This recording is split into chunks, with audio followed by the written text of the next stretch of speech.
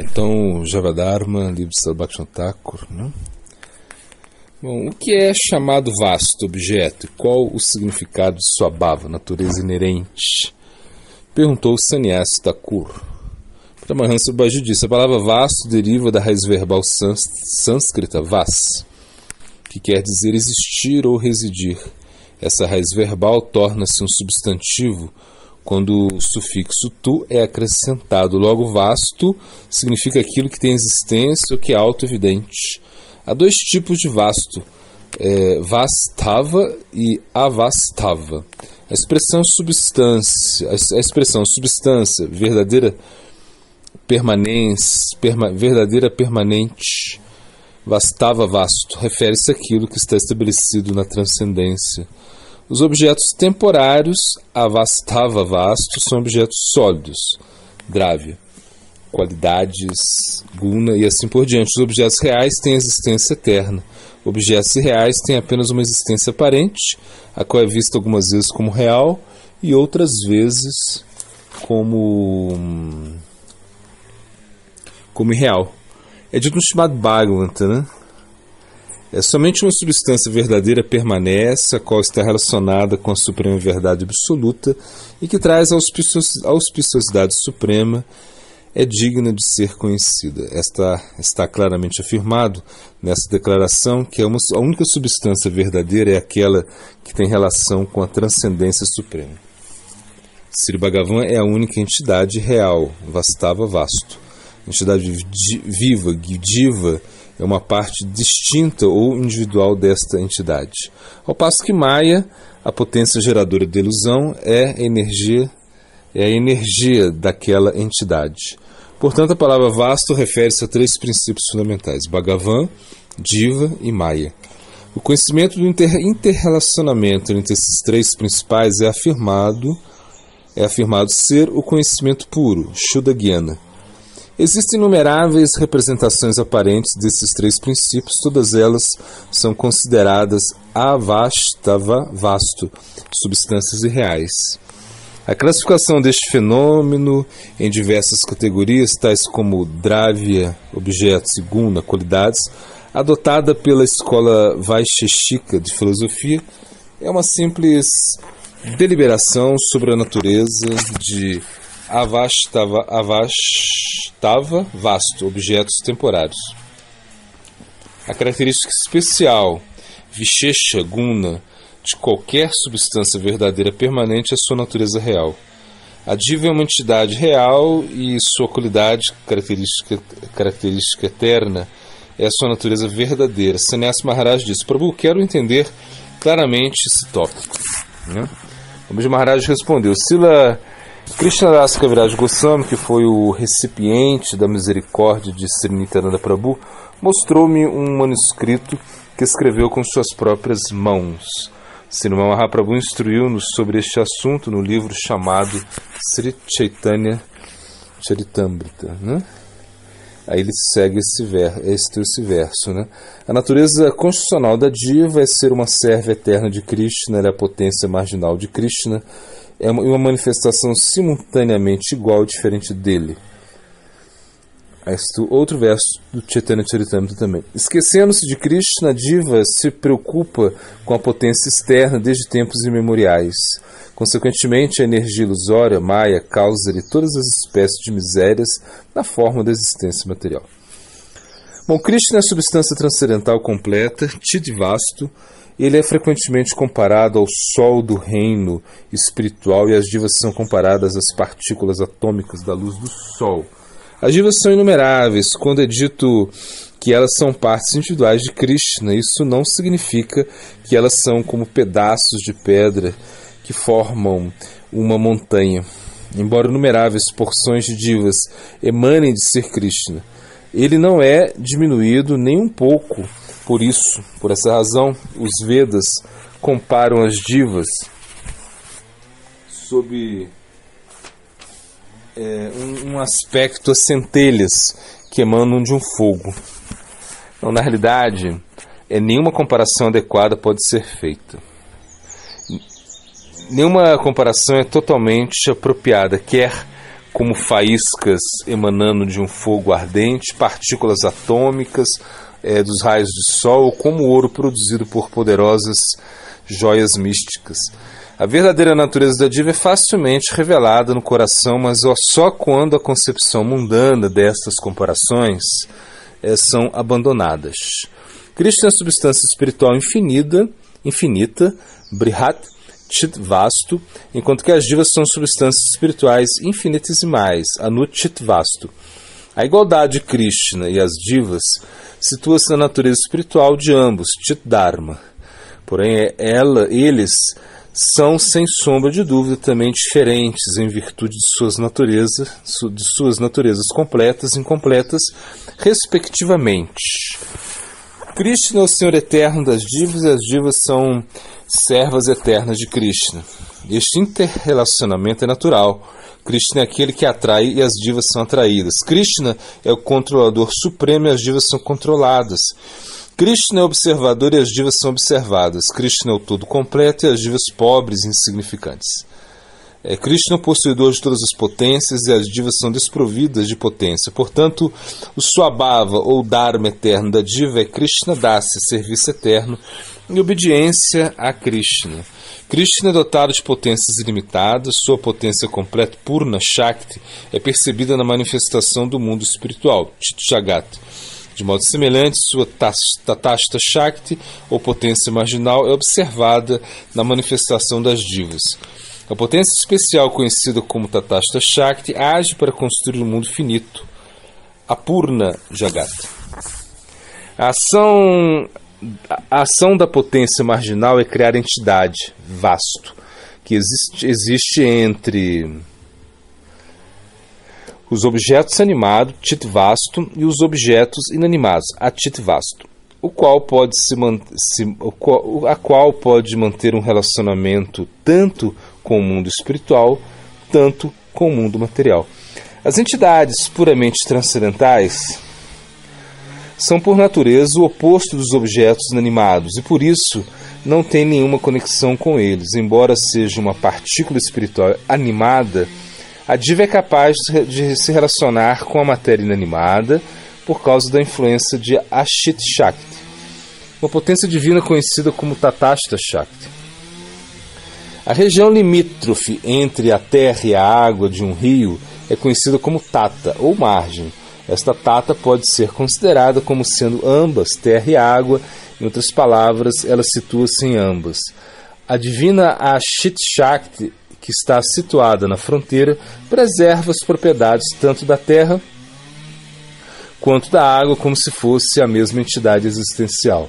A natureza da diva é espiritual, mas ainda assim sua composição é tal que ela pode ser controlada por Jada Dharma, a natureza inerte. Portanto, a Bada Diva, a alma condicionada, não está completamente além do vínculo da matéria com a matéria. Ao contrário das divas do domínio espiritual. Não obstante, por causa de sua natureza espiritual animada, ela é distinta da matéria inerte, uma vez que a diva é por natureza diferente, tanto das entidades permanentemente puramente espirituais, quanto da matéria inerte. Ela é classificada como um princípio separado, logo deve-se aceitar a distinção eterna entre Bhagavan e a diva. Bhagavan é o regente supremo de Maya, sua potência externa que cria ilusão, a qual está sob o pleno controle dele. Por outro lado, pode ser que em determinadas circunstâncias a diva seja controlada por Maya, pois está sujeita à sua influência. Sendo assim, esses três princípios, Bhagavan, Diva e Maya, são reais, Paramartika Satya, e eternos. Desses três, Bhagavan é o princípio eterno, supremo, sendo a base dos outros dois. A seguinte afirmação do Sri Kathopanishad confirma isso, né? Nitya Nityanam Chetanas Chetananam. Ele é o eterno supremo em todos os eternos e o ser senisciente fundamental, onisciente deve ser, né? Entre todos os seres sencientes ou oniscientes. Bom, Não, é isso mesmo. Vou aqui. É assim, ele é o eterno supremo entre todos os eternos e o ser senciente fundamental entre todos os seres sencientes. Bom, a diva é por natureza tanto servo eterno de Krishna quanto a representação de sua potência marginal. Isso demonstra que a diva é distinta de Bhagavan, porém ao mesmo tempo ela não é separada dele. Logo, ela é uma manifestação que é tanto diferente como não diferente. Beda Prakasha. A diva está sujeita ao domínio de Maya, enquanto que Bhagavan é controlador de Maya. Aqui demonstra claramente a diferença eterna entre a diva e Bhagavan. Por outro lado, a diva, assim como o Bhagavan, é uma entidade transcendental Chidvastu por sua natureza constitucional. Além disso, a diva é uma potência especial de Bhagavan. Aqui demonstra a eterna não diferença entre os dois, onde a diferença e não diferença eternas encontram-se ao mesmo tempo e a diferença eterna prevalece. Munita Dharma da diva é servidão a Krishna. Quando ela se esquece disso, fica sujeita à tirania de Maya. A partir desse exato momento, ela desvia de Krishna. A queda da diva não ocorre dentro do contexto do tempo material. Segundo esse fato, usam-se as palavras Anadi, Bahirmukha, as quais significam que a diva foi desviada desde tempos imemoriais. A partir do momento do desvio da diva e seu ingresso em Maya, seu Nitya Dharma fica pervertido. Portanto, pelo contato com Maya, a diva desenvolve Nisharga, uma natureza adquirida que assim facilita-lhe mostrar suas funções e disposições temporárias, conhecido como Naimittika Dharma. O Nitya Dharma, função eterna, é único, indivisível e perfeito em quaisquer situações, porém o Naimittika Dharma, função temporal, assume várias formas diferentes de acordo com as diversas circunstâncias e quando descrito por pessoas de opiniões divergentes. Dizendo assim, Paramahansa Babaji parou e começou a cantar-se Harinama Japa. Após ouvir essa explicação das verdades espirituais, Sannyasi Thakur, hoje refletirei sobre todos esses assuntos, amanhã apresentarei aos seus pés de lótus qualquer pergunta que possa aparecer. Então assim termina o primeiro capítulo do Javadharma, titulado Dharmas, os Dharmas da Diva, o Eterno e o Temporário. Né? Bom, o segundo capítulo é o Nitya Dharma, Diva da Diva é puro e eterno. Na manhã seguinte, Sannyasi Mahashaya não teve oportunidade para indagar de Premadas Babaji, o qual estava internamente dedicado ao Vrajabhava, né, dos surdos do serviço no morro das residências de Vraja. Ao meio-dia, após aceitar esmolas nas casas dos moradores do vilarejo, eles sentaram-se juntos no abrigo conhecido como Srimadavi Malati Mandapa.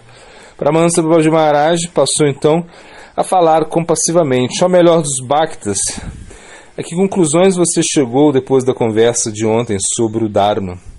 Sentindo bem-aventurança suprema, Paramananda, Sannyasi Thakur perguntou: Prabhu, se a diva é infinitesimal, como pode seu Dharma eterno ser pleno e puro? E se a função natural da diva forma-se no momento em que ela é constituída, como pode essa função ser eterna? Ouvir essas duas perguntas, Paramahansa Babaji meditou nos pés de Lord Sri Satchidananda e, sorrindo, disse: respeitável senhor, embora a diva seja infinitesimal, seu Dharma é pleno e nitya, eterno. Sua dimensão diminuta é apenas um aspecto pelo qual ela é identificada. Paramahansa Sri Krishna Chandra é a única substância infinita, Brihat Vastu, e as divas são suas inumeráveis partículas atômicas. Como centelhas que emanam de um fogo indiviso, as divas emanam de Krishna, que é a personificação da consciência imutável. Assim como cada centelha é dotada de potência do fogo completo, da mesma forma, cada uma das divas é capaz de apresentar a plena função da consciência. Se uma única centelha tiver combustível suficiente, ela poderá acender um fogo abrasante que irá incinerar o mundo inteiro. Similarmente, mesmo uma única diva poderá ocasionar uma grandiosa inundação do amor ao alcançar Sri Krishna Chandra, que é o verdadeiro objeto do amor. Enquanto não for bem sucedido em contatar o verdadeiro objeto de sua função espiritual, Dharma Vishaya, a diva consciente e infinitesimal não será capaz de manifestar o desenvolvimento natural desta função. Na realidade, somente quando a diva estiver conectada com o seu real objeto é que a identidade do seu Dharma torna-se evidente. Então vai, mantra Mayupasana, o glossário, né? Meditação em um passatempo particular através do mantra correspondente. E agora a gente vai para o Siddhanta.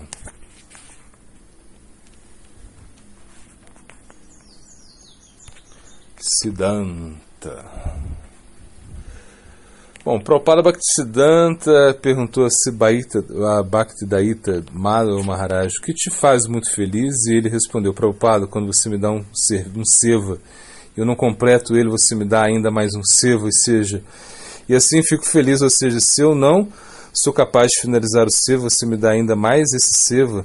Essa era a estratégia que eles possuíam. Aqui em Nityananda Das Maharaj, 24 horas por dia, mesmo quando ele estava dormindo, ele estava cantando o santo nome. Então alguns devotos reclamavam para o Prabhupada, por que ele não faz nenhum serviço? E o Prabhupada respondeu: se vocês quiserem, podem então tentar cantar como ele. Vocês ficam no quarto e levaremos a prachada para vocês. Assim vocês sequer vão precisar tomar prachada no hall, junto com todos os devotos. Nós vamos arranjar isso para vocês a cantarem o dia todo. Então eles tentaram por alguns dias e disseram: não somos capazes de fazer isso. Assim o seva é a nossa vida, o serviço é a nossa vida. Podemos cantar o Hare Krishna Mahamantra com muita satisfação e isso é considerado como um serviço ao Senhor. E ele vai limpar o nosso coração. Krishnadas Babaji Maharaj sentava e cantava. Esse era o serviço que ele fazia, mas não conseguimos ser como ele, por isso temos que nos ocupar em um serviço prático. Jagannath Das Babaji Maharaj não consegue... Ele explica que se você não consegue cantar com concentração, se você não consegue cantar com amor, então você deve fazer um serviço físico. Por exemplo, você deve... você pode cultivar um jardim, cultivar vegetais, e assim você vai alcançar as bênçãos dos Vaishnavas. Dessa forma, você será capaz de cantar mais atento, de forma pura. Isso foi explicado por Jagannath Das Babaji Maharaj. Bom, quando o Prabhupada Bhaktisiddhanta foi pregar na Universidade de Dhaka, em Bangladesh, sua estratégia era de pregar com uma aula à noite. Ele pediu aos seus brahmacharis mendigassem de porta em porta. Ele não pediu para que eles distribuíssem livros ou que vendessem incenso ou algo parecido. Eles tinham que mendigar. Por quê? Porque isso destruiria o falso ego deles. Então, o falso ego pensa: eu tenho educação, as pessoas irão me criticar dizendo você é jovem, por que você está mendigando? Todos esses tipos de falso ego, se nós temos, seria testado ali. Esse tipo de estratégia também foi adotado por Mahaprabhu, né? Gopala Bhatta Dasa Goswami estava lendo o Srimad Bhagavatam, os passatempos de Prahlada Maharaj. Enquanto ele lia, pensava: que afortunado é Prahlada Maharaj, pois o próprio pilar de uma pedra aparece em Nrsimhadeva. Daí aparece, né? Foi quando a sua Shalagrama Shila se manifestou Radharaman. Ele queria ter uma deidade, então por isso Krishna satisfez. Krishnadas Kaviraj Goswami dá um exemplo de uma humildade muito grande no seu Mangalacharana, no seu Chaitanya Charitamrita. Ele fala: eu sou mais pecaminoso que Jagai e Madai, eu sou mais baixo que um verme no excremento. Todo aquele que pronuncia o meu nome perderá todos os créditos piedosos, né? A palavra amor é empregada como uma porta de entrada para a satisfação dos nossos desejos egoístas. A inveja surgirá inevitavelmente em uma sociedade onde as pessoas lidam umas com as outras, uma vez que os recursos materiais são limitados e apenas os melhores obtêm o melhor desses recursos. Sentimento de segurança e, portanto, da inveja surge enquanto persiste a identificação corporal. Uma mente condicionada pela inveja não pode nem mesmo compreender o significado de prema, muito menos experimentá-lo. Prema está fundamentado no alicerce da compaixão, a qual será em contraste direto com a inveja. A compaixão encontra abrigo apenas em um coração suave, uma qualidade do feminino, né? O Bhakti do Vraja é uma ausência de egoísmo, totalmente livre, até mesmo de seus vestígios sutis. O Srimad Bhagavata é puro e livre de engano, Kataiva, coitava, né? Pois concede o objetivo mais elevado que todos procuram, que é o amor sem fim. Mas para atingir esse estágio é preciso seguir meticulosamente o caminho do Bhakti. Para isso a única condição é estar livre das ofensas. O objetivo de todo sadhana é um objetivo que é simples, mas difícil de ser verdadeiramente alcançado. Os yogis gyanis preferem a solidão, uma vez que seus caminhos requerem uma associação mínima com outros. No entanto, alguém pode ser renunciado e ainda assim ter inveja. O caminho do Bhakti, por outro lado, é um caminho que requer cooperação, e para que a cooperação ocorra, o coração livre de inveja é indispensável. O movimento de Chaitanya Mahaprabhu é de Sankirtana, ou seja, unir-se e servir a Bhagavan. Não pode haver união enquanto a doença do ciúme afligir o Chitta. Contanto que Chitta não esteja livre de ciúme, Matsarya, Shraddha em Bhakti não pode se manifestar, e sem Shraddha, Anartha Nivriti não acontece. Com cooperação, grandes conquistas podem ser feitas em curto período. O Guru é alvo mais comum, da inveja dos discípulos, uma vez que o Guru ataca a identificação incorreta, ou seja, o ahankara do discípulo, como ninguém mais faz. Ser um Guru é tarefa difícil, não é um canteiro de flores. Como é mal interpretado por muitos, conceder Diksha a alguém significa criar mais um problema para o Guru. Bom, libertar-se do orgulho não é um projeto da noite para o dia e requer um grande trabalho em si mesmo, mas é um pré-requisito para que Bhakti se manifeste. Bhakti é algo muito raro, uma vez que muitos não estão dispostos a se livrar do orgulho. Esta é uma tarefa exigente e dolorosa, comparável a uma cirurgia interna do tipo sem anestesia. O conceito fundamental em torno do qual Varanashram foi projetado é para facilitar essa cirurgia interna, dissolver o ego. Desde a infância, os sânskaras de respeitar os mais velhos e cooperar com os outros eram absorvidos. Esses sânskaras se alinhavam com o Bhakti e aqueles que os abrigavam podiam adotar o Bhakti facilmente, cooperar e compreender suas profundezas. Bom, se recebemos uma experiência mística, se temos uma realização na consciência de Krishna, não vamos querer falar isso para as pessoas, vamos querer esconder isso e não contar a ninguém. Raghunatha Bhatta Goswami era pujari e cozinheiro de Radha Govinda Ji em Vrindavana. Ele ficava ali o dia inteiro cozinhando e servindo as deidades, não escrevendo assim nada, pois não tinha tempo. Mas ele estava insatisfeito, mesmo com tantos serviços que ele havia feito, ele queria servir ainda mais a Radha Govinda Ji. Ele então, na sua mente, oferecia várias preparações para a deidade. Raghunatha Bhatta Goswami oferecia essas preparações e de Jaipur o rei provava,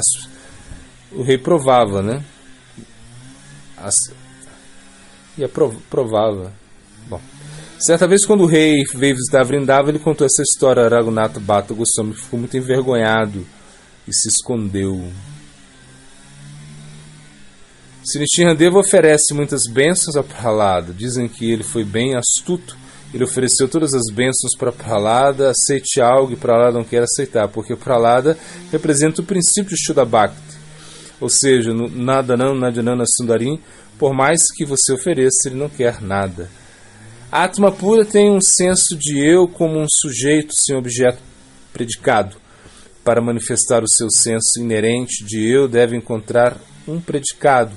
Aqueles que não têm conhecimento de Bhagavan acham que esse predicado em Prakriti, que desenvolve a Ahankara apenas para facilitar essa necessidade, identificando o sujeito eu, com esse predicado dá-lhe uma especificidade manifesta e se chama Ansmita. O complexo da identidade Ahankara procura por mais especificidade e uma integração mais profunda com o todo, Prakriti. Com isso, experimentando profunda solidão, com emoções concomitantes de medo, vulnerabilidade e inutilidade. Para lidar com isso, Ahankara se identifica com produtos mais amplos de Prakriti, tais como famílias, grupos, nações. Isso dá uma sensação de orgulho, Abhimana. Esse orgulho não é negativo. Dá a ele respeito e autoestima, ele é apenas negativo, se tornando anormal e exagerado. O eu sozinho é puramente um sujeito, eu. Com Ansmita e Ahankara, ele adquire uma ponte à especificidade. Eu sou uma coisa. Com Abhimana de Ahankara, adquire especificidade, um predicado, eu sou isso.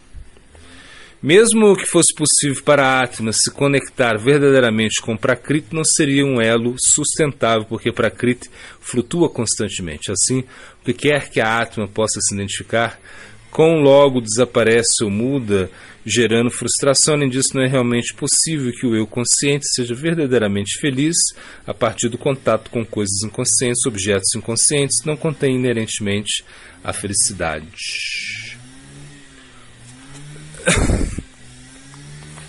Bom, nós geralmente combatemos esta solidão tentando ignorá-la.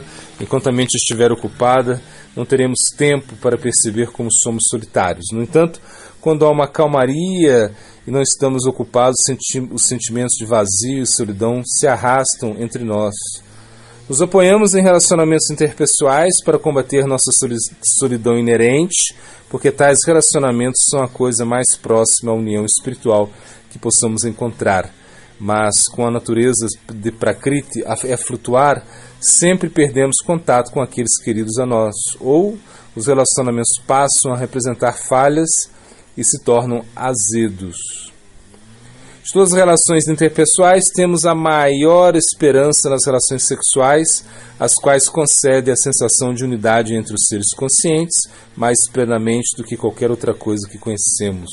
Mas, novamente, como todas as coisas em Prakriti, esta unidade de realização é fugaz ou decepcionante.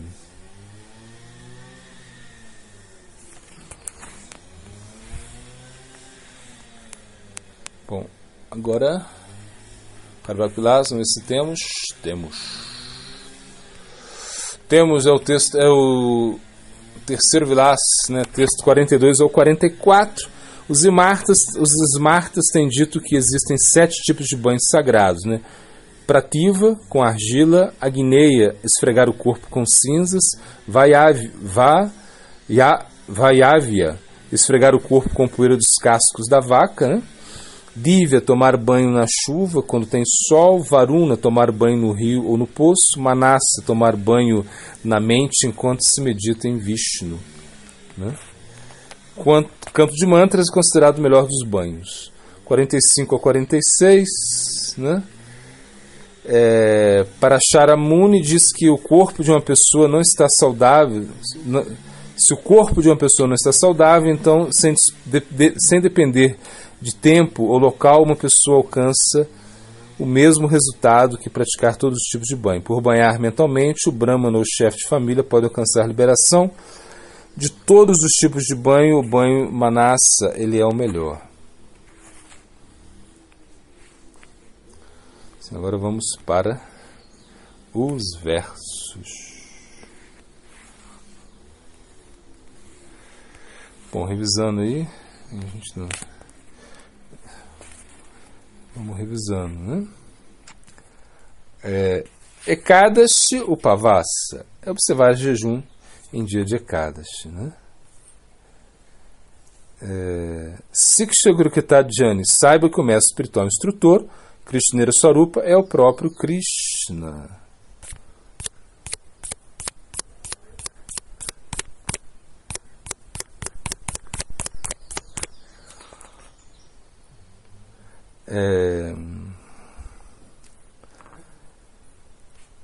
Jamitram Paramananda Purnam Brahman Sanatana. Não há limite para sua boa fortuna, porque a verdade absoluta, fonte de bem-aventurança transcendental, o eterno Brahman Supremo, tornou-se seu amigo. Tayajati Tanayajati, o Senhor Supremo caminha e não caminha.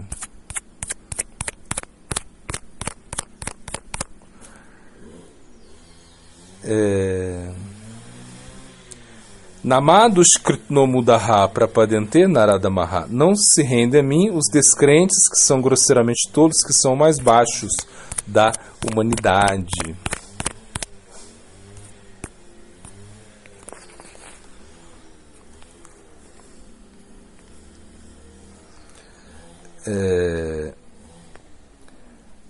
Jama Karma Chamedivan Evandiovet Tatuaha, aquele que conhece a natureza transcendental do meu eu, aparecimentos e atividades, Tyaktha Dehan, ao deixar o corpo por Najamanaiti, não volta mais a nascer neste mundo material. E Etavan Evalokishmin Punchandharma Paraismritaha, em verdade, o princípio religioso supremo para as entidades vivas encontrado na sociedade humana, né? Bhakti Yoga Bhagavata, é o serviço devocional ao Senhor Supremo. E agora, tentar o filosofando aqui. Parece que...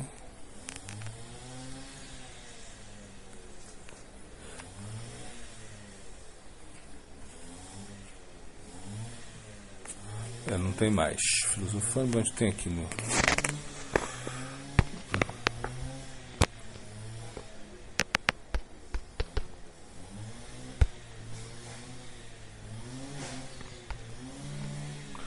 Bom, filosofando, ter uma ideia é como pôr mão em uma colmeia.